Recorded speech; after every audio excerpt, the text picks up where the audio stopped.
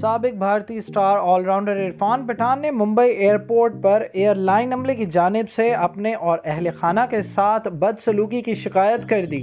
بھارتی media report کے مطابق عرفان پٹھان نے ممبئی ایئرپورٹ پر پیش آئے نامناسب واقعے کے حوالے سے ٹویٹر پر اظہار خیال کر دیا۔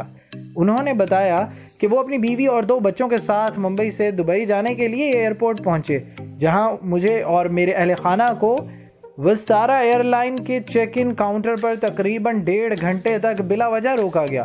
انہوں نے کہا کہ اپر کلاس میں ٹکٹ کنفرم ہونے کے باوجود ایئر لائن انتظامیہ نے ہماری ٹکٹ ڈاؤن گریڈ کر دی۔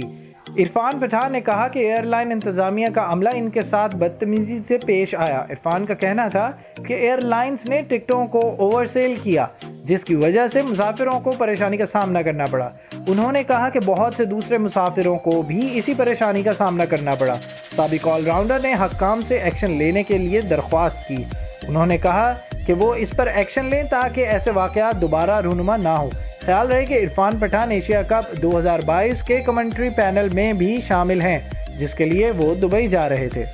پلیز ہمارے چینل کو لائک اور سبسکرائب کیجیے گا اور بیل آئیکن پر کلک کریں تاکہ مزید معلومات کا سلسلہ آپ تک جاری رہے۔